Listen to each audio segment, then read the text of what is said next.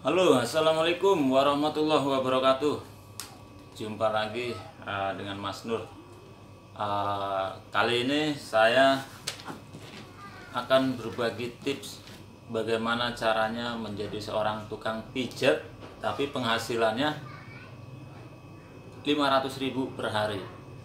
Nah, mungkin nggak jadi tukang pijat, masa penghasilannya 500.000 per hari? Sangat mungkin, dan itu nyata bisa dialami. Nah, buat teman-teman yang memang penghasilannya sudah di atas 500.000 per hari, mungkin nggak ada nilainya penghasilan 500.000 per hari. Tapi buat teman-teman yang masih di bawah 500.000 per hari, yang mungkin 150.000 per hari, mungkin juga ada yang di bawah 100.000 per hari. Mungkin juga buat teman-teman yang masih nganggur, bingung cari kerjaan. Nah, sekarang ini banyak orang itu lulus sekolah bingung mau cari kerja kemana. Ada lowongan kerja, itu pun harus ada yang masukin. Nah, kalau di daerah Tangerang itu banyak pabrik. Untuk masuk ke pabrik aja kadang-kadang harus bayar 3 juta, bahkan ada yang sampai 5 juta untuk sekedar masuk pabrik dengan gaji sekitar 135.000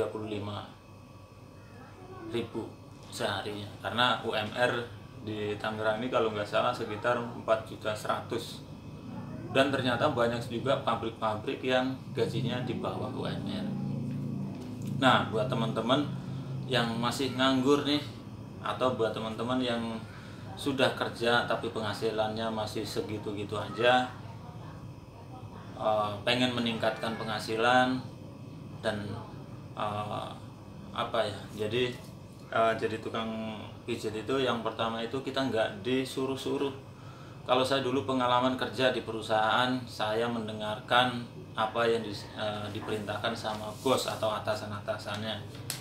Tapi ketika saya jadi terapis, meskipun dia seorang gubernur, pejabat-pejabat, mereka yang mendengarkan kata-kata saya. Kalau dulu waktu saya masih jadi karyawan di perusahaan, saya mendengarkan. Kemudian salah juga dimarahi. Kita nggak masuk, kena SP, SP1, SP2, SP3, out.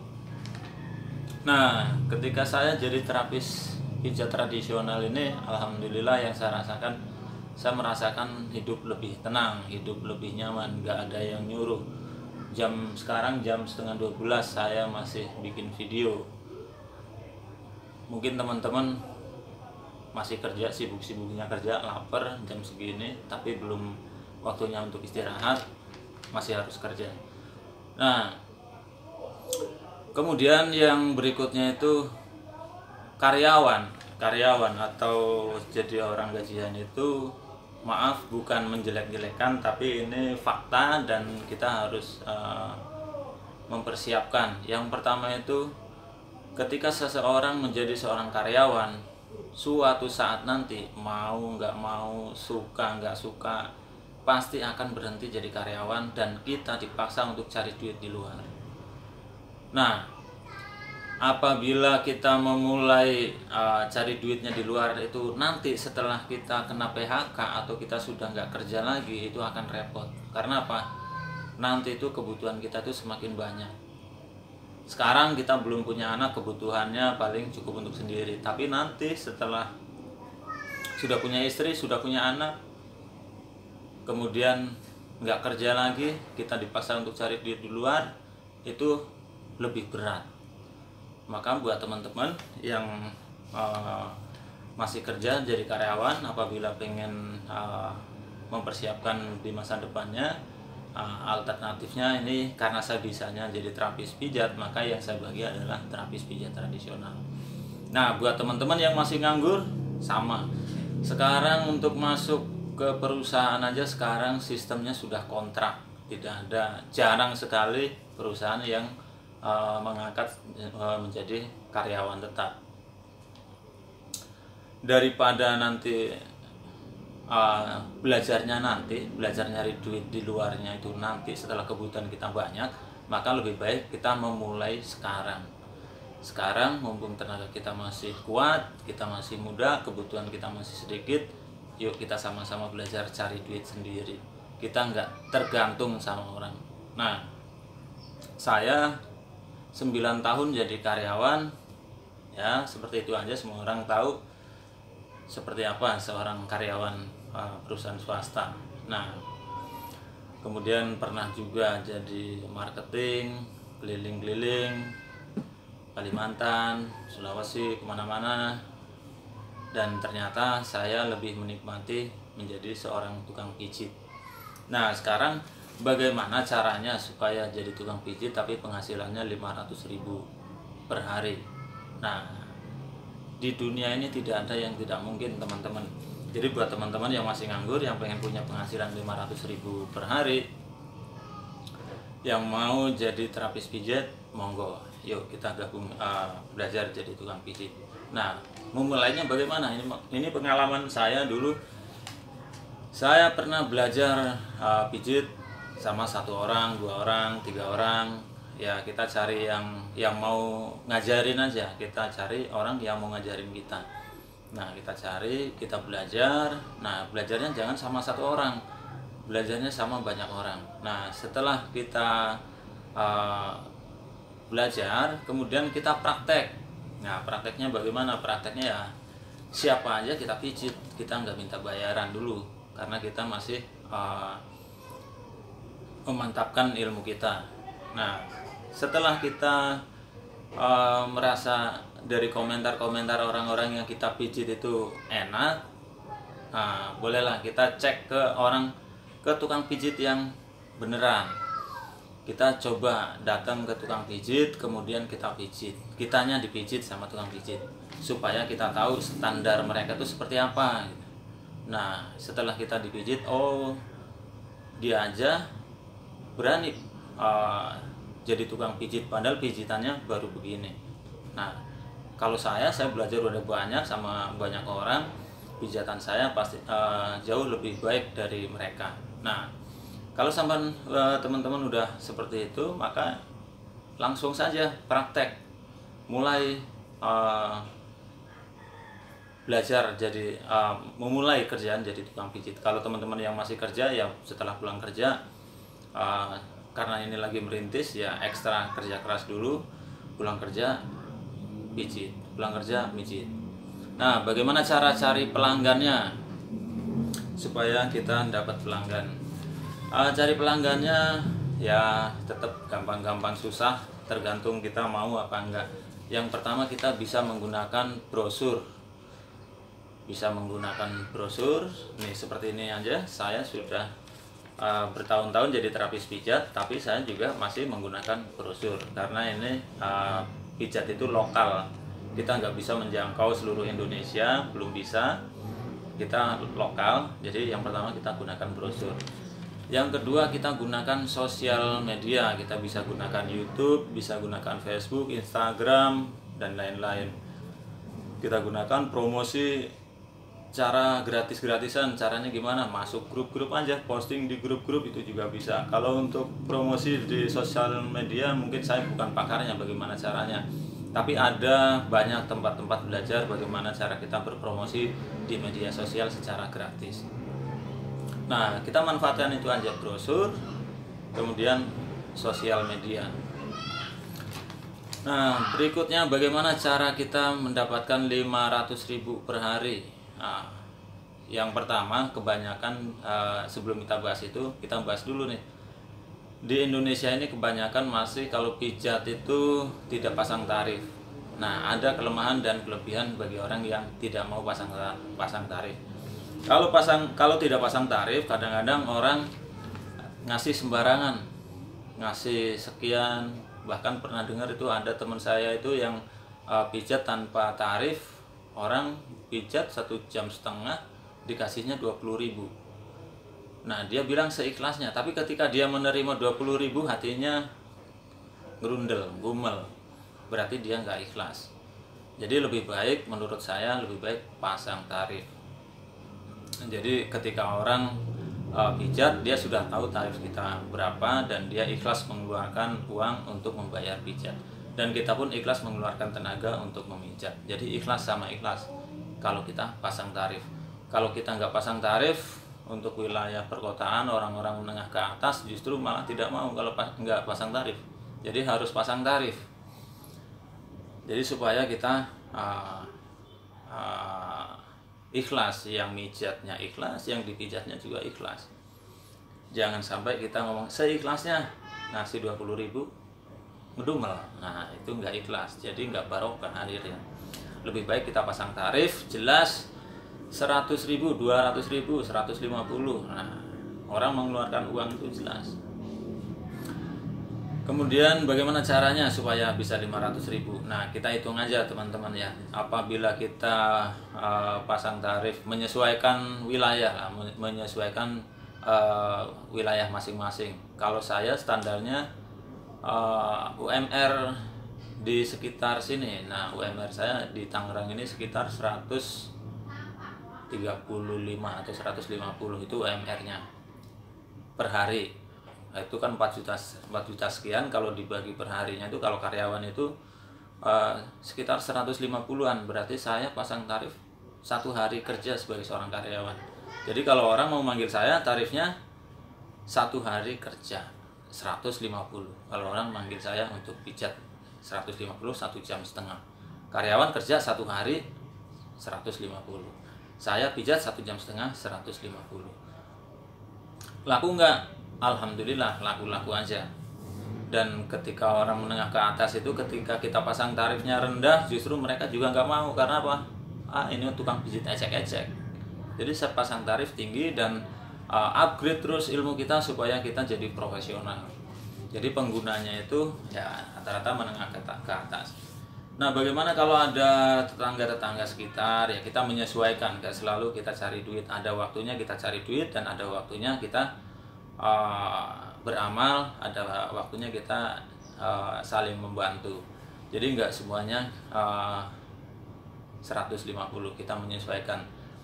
Jadi kalau untuk panggilan 150 itu sangat murah, masih tergolong murah karena panggilan. Nah, bagaimana supaya bisa dapat 500.000 per hari? Kalau tarifnya 150 berarti kita harus pijat sehari itu minimal 3 orang. 3 orang 450. 3 orang sampai 4 orang.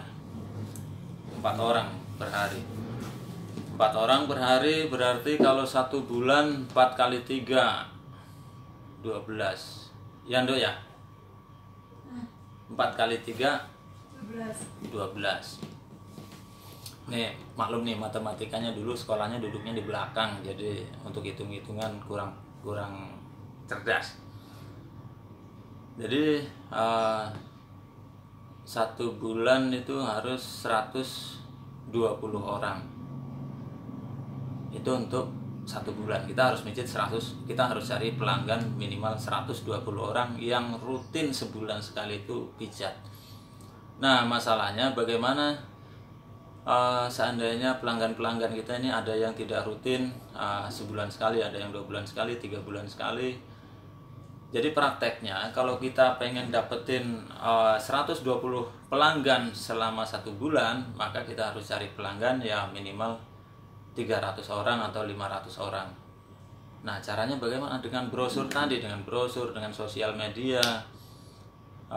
Itu kita bisa mendapatkan pelanggan-pelanggan yang rutin. Nah, di awal itu mungkin ya nggak langsung orang itu berlangganan. Kadang ada yang berlangganan dan ada yang nggak, tergantung kitanya sendiri. Kita maksimal apa enggak dalam pijat. Kemudian tekniknya kita juga bagus apa enggak. Orang setelah dipijat itu nyaman atau enggak, sehat atau enggak. Kuncinya supaya pelanggan itu berlangganan, kita sudah punya motivasinya. Itu yang pertama itu bagaimana kita buat senyaman mungkin supaya orang itu balik lagi. Nah, itu tipsnya, itu yang paling penting. Pijat itu teori itu nggak penting, karena pijat tradisional itu namanya juga tradisional, itu dari kebiasaan setiap orang berbeda-beda. Kalau orang India itu paling dia nggak tahan sakit. Jadi kalau dipijit terlalu keras juga nggak suka. Jadi kita pijatnya pelan-pelan, kita menyesuaikan. Kemudian orang-orang Makassar, orang-orang Sulawesi itu biasanya kalau pijat diurut pakai minyak itu banyak nggak suka, dia lebih suka pressure. Maka kita pressure aja. Kita menyesuaikan setiap orang. Kita nggak bisa, pijatan yang benar itu seperti ini, seperti itu enggak. Jadi kita menyesuaikan kebutuhan, dan yang paling penting bagaimana orang itu balik lagi pijat sama kita. Nah, itu yang paling penting teman-teman. Jadi untuk dapetin 500.000 per hari, kalau kita pasang tarif 150, berarti kita butuh pelanggan 4 orang setiap harinya. Nah, untuk mendapatkan pelanggan 4 orang setiap hari, untuk setiap harinya, berarti kita targetnya cari pelanggan itu sehari itu 10. Kita cari pelanggan sehari 10. Kita bisa cari pelanggan 10, seandainya meleset 50%, berarti masih ada 5 orang yang berlangganan. Jadi kalau kita mau cari 4, jangan cuma cari 4, tapi carinya 10. Nah, sehari cari 10 pelanggan itu real apa enggak? Bisa apa enggak? Sangat-sangat bisa teman-teman. Jadi tinggal sebarkan brosur. Nyebarnya jangan ke orang-orang yang target kita, di luar target kita. Kalau kita pasang tarif 150, berarti kita cari orang yang di dompetnya itu minimal punya uang 150. Kalau kita targetnya 150, tapi kita nyasarnya, nyebar brosurnya, kita nawarinnya ke orang-orang yang di dompetnya cuma 50, ya nggak akan dapet. Jadi kita cari orang-orang yang di dompetnya minimal ada 150.